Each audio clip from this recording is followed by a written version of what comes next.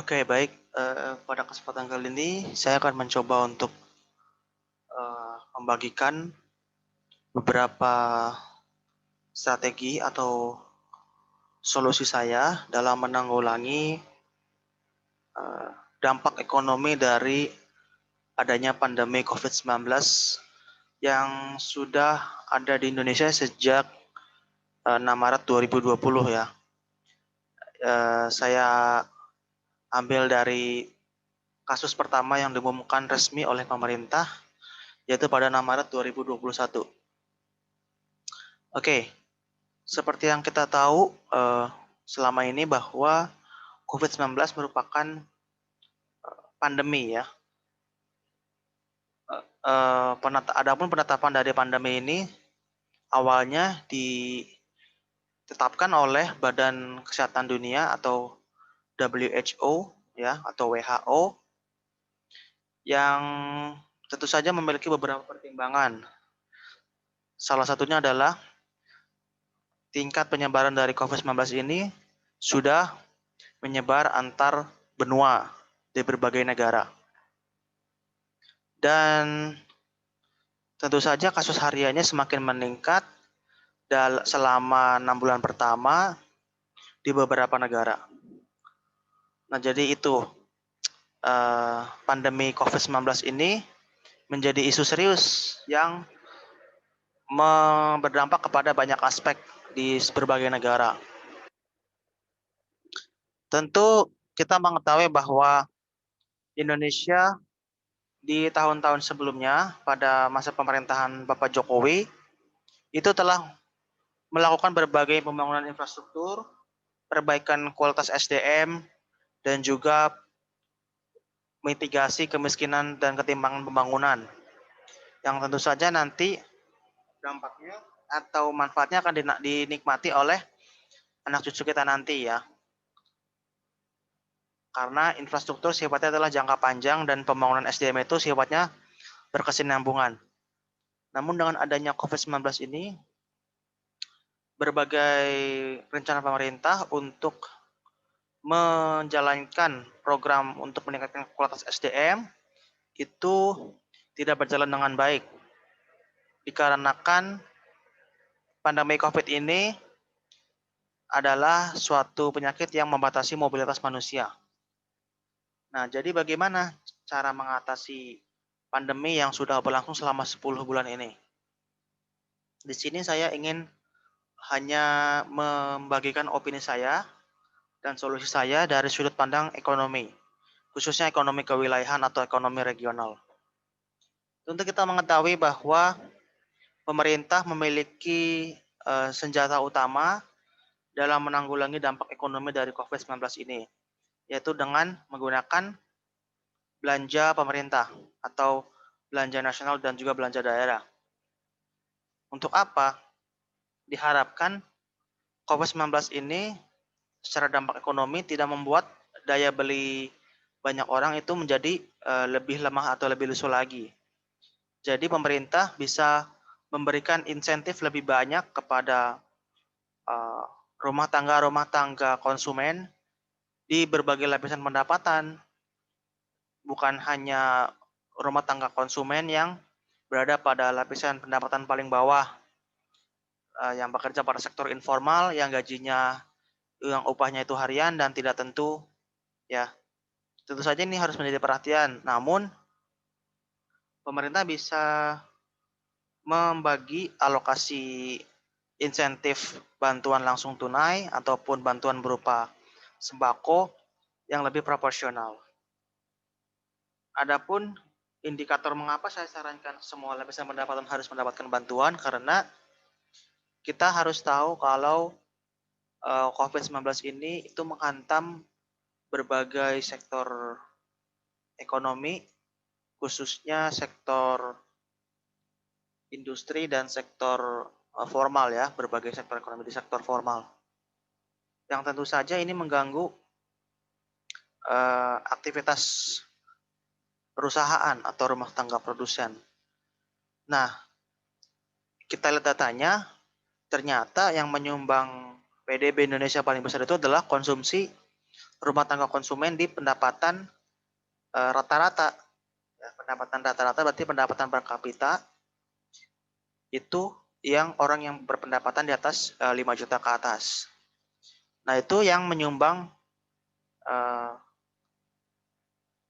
PDB ekonomi paling besar ya. Tentu saja ketika orang atau rumah tangga konsumen yang berpendapatan 5 juta ke atas ini terdampak secara ekonomi karena COVID-19 ini, tentu mereka akan mengubah preferensinya menjadi konsumsi akan barang dan jasa yang lebih sedikit. Contohnya mereka akan menunda liburan, mereka akan menunda untuk membeli atau mengkredit barang konsumsi, mereka akan menunda untuk menyekolahkan anak di perguruan tinggi, dan sebagainya. Nah, pemerintah harus bisa melindungi konsumsi rumah tangga konsumen yang menyumbang PDB ekonomi dengan lumayan besar.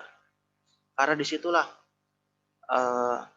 sektor konsumsi itu bisa dioptimalkan. Yang setidaknya ketika konsumsi besar maka PDB Indonesia juga semakin besar, yang nanti tidak berujung kepada resesi atau pertumbuhan ekonomi yang berkontraksi atau turun hingga di bawah 0% atau minus. Nah, bagaimana dengan kebijakan pemerintah dengan memberikan subsidi gaji? Itu sudah baik. Namun bisa juga ditambahkan dengan relaksasi pendapatan. Relaksasi pendapatan ini bisa dilakukan oleh pemerintah dengan bentuk peniadaan pajak ya, pajak penghasilan di level gaji UMR daerah, dan juga subsidi gaji untuk pekerja outsourcing atau pekerja kontrak agar bisa menjaga tingkat konsumsi mereka sendiri. Seperti itu. Lalu untuk yang berpenghasilan di atas 5 juta ke atas, itu pemerintah bisa tidak memberikan uang atau bantuan langsung tunai atau berupa subsidi, namun bisa menggantinya dengan regulasi-regulasi yang meringankan. Tentu saja orang yang memiliki pendapatan besar itu mereka cenderung untuk mengkonsumsi lebih banyak. Maka pemerintah harus memudahkan relaksasi untuk mereka ketika ingin mengakses atau membeli suatu barang dan jasa. Contohnya seperti properti, seperti asuransi, seperti kendaraan bermotor, ataupun biaya pendidikan anak-anak mereka ya. Jadi dengan begitu diharapkan ketika pandemi ini selesai, pemulihannya lebih cepat dan ketimpangan pendapatannya bisa diperbaiki. Jadi pendapatan antara si kaya dan si miskin itu bisa dikurangi seperti itu. Itu idealnya. Namun yang terjadi kita tidak tahu ya. Terakhir raportnya itu di kuartal 3 itu masih resesi. Walaupun sedikit terjadi perbaikan ya, terjadi koreksi peningkatan sebanyak 2% ya. Kemarin kita 5,32%, sekarang cuma 3% sekian, masih minus. Nah itu ya. Lalu selain mengejut konsumsi, juga pemerintah harus mengoptimalkan serapan anggaran untuk menuntaskan pandemi ya. Sekarang kita sudah pantau dan lihat juga vaksinasi sudah dimulai, dan segmen yang pertama dituju untuk vaksinasi adalah tenaga kesehatan. Itu sudah bagus.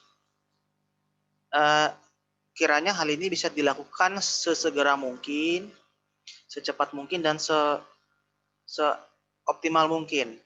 Karena setiap hari nakes ini menjadi garda terdepan di dalam menghadapi COVID-19 ini, dan kita tahu bahwa sudah 3 digit ya nakes yang meninggal, dan tentu saja ini harus menjadi catatan penting dan pengalaman yang berharga. Kita tidak ingin putra-putri terbaik bangsa itu berjatuhan dengan sia-sia. Namun kita bisa membayar atau melunasi pengorbanan mereka dengan cara kita tunaikan kewajiban kita semua ya melalui pemerintah untuk menyukseskan vaksinasi. Nah, untuk vaksinasi sendiri saya tidak terlalu mengerti mekanismenya bagaimana, berapa anggarannya, dan ini gratis. Jadi tidak ada mafia atau pihak yang mengambil untung karena semuanya dibiayai oleh negara. Masalah nanti bagaimana evaluasinya dan apakah ini bisa terrealisasi ya untuk seluruh 270 juta penduduk ya, kita lihat nanti. Karena sudah hampir 1 juta orang yang terinfeksi COVID-19. Nah, itu dari segi vaksinasi. Jadi harus segera ditangani dengan cepat. Lalu pemerintah bisa mengoptimalkan serapan anggaran itu lebih cepat dan lebih baik. Untuk pemulihan ekonomi nasional, pemerintah sudah menganggarkan sampai 832 triliun. Namun serapan anggarannya itu hanya berkisar sampai 65% untuk rata-rata ya, untuk rata-rata pemulihannya. Dari segi sektor UMKM, untuk insentif industri dan pengusaha, relaksasi pajak dan juga bantuan langsung tunai untuk sosial ekonomi masyarakat, itu masih serapannya masih kurang ya. Jadi itu harus cepat dianggarkan. Yang menjadi pesimis adalah ketika anggaran pemerintah sudah mulai menipis untuk membiayai pemulihan ekonomi nasional, tapi efektivitasnya tidak terlalu berasa gitu. Tidak terlalu berdampak di masyarakat karena uang berputar ini harus kita jaga kuantitasnya agar masyarakat bisa merasakan atau menikmati konsumsi barang yang mereka biasa lakukan sebelum pandemi. Nah, itulah yang harus dijaga oleh pemerintah. Seperti itu. Jadi harapannya serapan anggaran ini bisa 99% ya, lebih cepat terwujud ya. Dan hal ini tentu saja membutuhkan dukungan birokrasi. Nah, inilah masalah kita saat ini ya, yaitu birokrasi. Kita memiliki SDM yang bagus, memiliki infrastruktur yang lengkap dan menjangkau seluruh area atau regional di Indonesia, tapi birokrasi kita jelek. Sudah selalu banyak perizinan yang tidak perlu, banyak nepotisme dan korupsi di mana-mana. Nah, ini tentu saja yang harus ditangani oleh kita semua ya. Tidak terlepas daripada pemerintah, tentu kita juga sebagai masyarakat harus bisa menjaga birokrasi kita lebih baik lagi seperti itu. Nah, itu dari segi untuk menjaga konsumsi dan mengoptimalkan serapan anggaran. Lalu kita juga bisa saran dari saya itu adalah kita bisa mengurangi ketimpangan pembangunan itu melalui momentum seperti ini. Di saat banyak katakanlah ketidakberuntungan ya, banyak saudara-saudara kita yang mengalami bencana alam di berbagai daerah di Indonesia. Tentu saja hal ini harus bisa menjadikan kita untuk lebih peduli lagi dengan sesama ya. Tentu saja kita harus bisa menjadikan momentum ini untuk memberikan saudara-saudara kita pertolongan. Nah, ini yang harus menjadi catatan penting untuk berbagai pihak ya. Tidak hanya pemerintah, namun juga akademisi, lalu pelaku industri, media, dan juga stakeholder. Nah, terus bisa untuk menjaga momentum ini ya. Kalau perlu, tiadakan saja proyek-proyek strategis di tahun 2021, hanya optimalkan untuk memitigasi bencana dan menuntaskan pandemi seperti itu ya. Karena kita tahu kalau dari segi sektor-sektor lain seperti pendidikan, itu sudah dilakukan simplifikasi atau reduksi daripada pencapaian kompetensi belajar. Karena banyak siswa yang mengeluh belajar online atau belajar jarak jauh itu tidak seefektif belajar tatap muka. Nah, ini harus direduksi dengan penyederhanaan kurikulum darurat ya yang sudah dilakukan oleh Mas Menteri dan rekan-rekan. Nah, ini sudah saya apresiasi dan bagus. Harapannya generasi muda atau yang sedang menempuh pendidikan formal bisa lebih aware dengan keadaan dan juga bisa meningkatkan kompetensinya sesuai yang dibutuhkan dengan masa atau waktu yang telah nanti akan mereka lulus, seperti itu ya. Jadi harapannya semua bisa mendapatkan keuntungan ya dari adanya pandemi ini, tapi keuntungan yang positif. Kita bisa menjadi pribadi yang lebih baik, menjadi masyarakat yang lebih peduli lagi terhadap sekitar. Oke. Nah, lalu itu dua saran dari saya. Lalu yang ketiga itu, jurus yang paling ampuh dalam menanggulangi dampak ekonomi adalah pemerintah bisa melakukan pembelian surat berharga negara ya. Pokoknya pada saat pandemi atau krisis resesi, itu banyak instrumen yang bisa dipergunakan untuk memulihkan ekonomi. Salah satunya tidak hanya sektor real atau sektor fiskal, bisa juga dengan sektor keuangan ya, melalui berbagai instrumen keuangan. Seperti pemerintah bisa mendanai, Bank Indonesia bisa mendanai APBN melalui pembelian surat berharga negara ya, dan juga berbagai instansi lain itu pos-pos anggarannya bisa disumbangkan untuk penanggulangan COVID-19. Pemerintah harus melakukan kebijakan yang ekstrim atau yang tidak biasa dilakukan di tahun-tahun sebelumnya, karena yang kita hadapi ini adalah hal-hal yang tidak biasa lagi ya. Hal-hal yang kita hadapi ini bukan hal-hal yang kita lihat di setiap tahun ya. Justru karena hal ini tidak biasa, kalau secara logika ya kita harus hadapi juga yang dengan cara yang tidak biasa, harus dengan cara yang ekstrim. Menurut saya pemerintah punya banyak SDM dan punya banyak potensi yang dimiliki ya. Kalau perlu rasio hutang itu diubah saja. Jangan 60%, bisa misalkan menjadi 80%. Yang penting secara ekonomi masyarakat itu bisa survive. Dan tentu saja sebelum ekonominya survive, kesehatan dari aspek kesehatan juga harus diperbaiki secara terus-menerus. Seperti diperbaiki rasio bed occupancy rate-nya untuk agar bisa menampung banyak orang lagi. Kalau perlu, pemerintah bisa memberlakukan atau membangun rumah sakit darurat selain Wisma Atlet ya. Ada banyak infrastruktur yang tersedia di berbagai Indonesia yang bisa dijadikan rumah sakit darurat. Kalau alasannya hanya uang, saya pikir itu naif ya. Karena pemerintah sudah harus all out untuk menuntaskan COVID-19. Asumsi COVID-19 itu hilang atau selesai pada 15 bulan itu adalah asumsi jika terpenuhi ya, jika vaksinasi itu lancar selama bertahap, dilakukan secara bertahap dan lancar, dan juga pemerintah bisa mengoptimalkan serapan anggaran. Seperti itu ya. Tapi selama 2 hal itu belum dilakukan, ya COVID-19 ini akan terus ada gitu dan terus menyebar sampai ya minimal 10% dari 270 juta penduduk, seperti itu ya. Kita tidak mau setiap hari itu rasio atau tingkat mortalitas dari COVID ini semakin meningkat.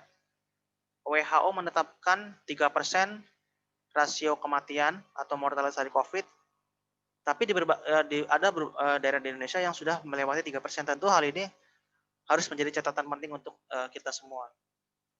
Begitu ya. Jadi kebijakan itu harus kebijakan yang tidak biasa. Seperti itu. Tidak bisa kita melakukan berbagai toleransi lagi. Kalau perlu kebijakan untuk mematikan mobilisasi suatu daerah, lockdown, kalau memang perlu harus dilakukan, ya silakan dilakukan. Namun pemerintah lagi-lagi harus membiayai logistik masyarakat di waktu lockdown tersebut. Tapi saya rasa itu sudah telat, karena sekarang jika kita lakukan tracing, ataupun memutus mata rantai itu sudah tidak bisa, karena mobilitas orang sekarang sudah tidak bisa dibendung lagi dan diatur sedemikian rupa, karena sekarang sudah banyak orang-orang yang membenturkan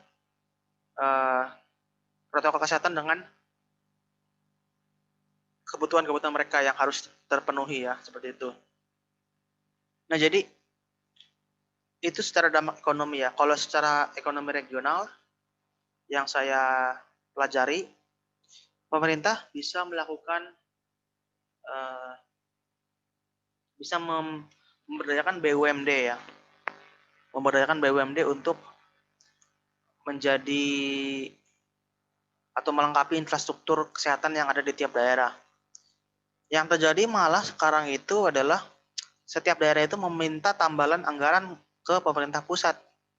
Nah, ini yang harus dikoreksi ya. Kalau sekarang walaupun dibilang daerah itu sudah atau otonom ya, setiap daerah itu memiliki kekuasaan atau kewenangan untuk mengatur anggaran mereka sendiri, namun tidak serta-merta daerah tersebut bisa meminta tambahan anggaran ya, karena tergantung daripada penerimaan pajaknya. Kalau yang saya lihat di beberapa daerah itu, besar pajak daripada tiang, penerimaan akan pajak, retribusi dan sebagainya atau laba dari BUMD itu lebih kecil daripada pengeluaran atau APBD yang diberikan dari pemerintah pusat ataupun yang dikelola dari daerah itu sendiri secara mandiri. Nah, itulah yang menjadi hambatan ya, ketika semua daerah itu saling meminta tambahan anggaran, justru yang terjadi adalah chaos. Yang terjadi adalah setiap daerah tidak berusaha untuk membereskan rumah tangganya atau dapurnya masing-masing. Yang jadi adalah siapa yang bisa mendapatkan lebih banyak, itulah yang menikmati hasilnya. Ya, dan itu tentu saja merujuk kepada skandal-skandal atau kasus-kasus korupsi ya, ataupun proyek-proyek mangkrak dan sebagainya. Jadi saya pikir karena Indonesia ini adalah negara yang kepulauan dan tersebar di banyak pulau utama, tentu saja masalah kita adalah pemerataan fasilitas, pemerataan SDM dan juga penanganan COVID secara baik dan cepat ya. Jadi kalau secara ekonomi regional, pemerintah harus bisa, dan juga kita semua tentu saja, akademisi juga dan juga pelaku industri harus bisa mensinergikan kebijakan-kebijakan baru ya. Dan juga inovasi-inovasi dari akademisi harus bisa diaplikasikan. Sejauh ini aplikasi atau temuan-temuan dari akademisi itu mulai beragam ya. Contohnya ITB itu membuat ventilator portable yang harganya itu 10 kali lebih murah daripada ventilator komersil yang diimpor oleh negara lain. Unpad itu membuat alat rapid test antigen dengan tingkat akurasi yang cukup besar di atas 85%. Lalu UGM juga sama, membuat rapid test antigen yang fungsinya itu bisa lebih baik dan lebih akurat dan juga lebih berguna ya. Nah, tentu ini kita harapkan menjadi salah satu penggerak untuk universitas dan kampus-kampus lain dalam menciptakan inovasi. Nah, ketika kita bisa mandiri, tentu saja harapan Indonesia bisa mendulang keuntungan ya dari mengekspor beberapa temuan akademisi ini untuk menghasilkan devisa. Jadi, tentu saja COVID-19 ini tidak semuanya buruk ya, namun juga membawa hikmah dan juga pelajaran baik bagi kita semua. Kalau kita bisa melihat hal-hal baik yang ada pada yang Tuhan berikan seperti itu. Nah, mungkin itu yang bisa saya berikan. Jadi ada 3 poin yang utama ya untuk menyelamatkan ekonomi dari dampak COVID-19 ini yang pertama adalah menggenjot konsumsi rumah tangga untuk berbagai lapisan pendapatan. Yang kedua adalah pemerintah atau semuanya ya, itu bisa mengoptimalkan serapan anggaran dengan cepat dan tepat sasaran. Nah, yang ketiga, semua pihak harus saling bekerja sama untuk penanganan COVID di daerah masing-masing. Ya, dan juga jangan ada catatan ya, jangan ada data-data tentang kasus harian, kasus meninggal, kasus semuanya ya tentang COVID itu yang kontradiktif, jadi saling berbeda satu sama lain. Tentu data ini yang akan dijadikan referensi atau rujukan dalam menentukan langkah selanjutnya. Jika datanya keliru, maka kebijakan yang dilakukan itu tidak akan tepat sasaran. Nah, harapannya buat satu pintu atau portal yang utama yang terintegrasi dengan seluruh daerah yang hanya bisa diedit atau diakses untuk edit itu oleh Satgas COVID saja. Jadi tidak perlu ada NGO ataupun lembaga-lembaga lain atau bahkan kementerian lain yang selain Kementerian Kesehatan ya yang punya wewenang untuk mengedit data tersebut. Jadi walaupun emang aktualnya berbeda ya, rasanya terdapat bias dengan data yang ada dan kita tidak pernah tahu di lapangan itu seperti apa datanya karena yang ada tuh hanya data yang dirilis oleh pemerintah. Dan di luar sana juga banyak ada situs live streaming atau live counting ya real time menunjukkan perhitungan kasus harian COVID di seluruh negara dunia. Kita tidak tahu mana yang benar mana yang tidak. Namun yang harus diperhatikan adalah bagaimana data itu bisa menjadi bisa dipercaya oleh masyarakat ya. Tidak usah memerdulikan sentimen masyarakat dalam beropini ya. Tentu jika COVID ini cepat selesai dan ekonomi baik, tentu masyarakat yang tadinya meragukan itu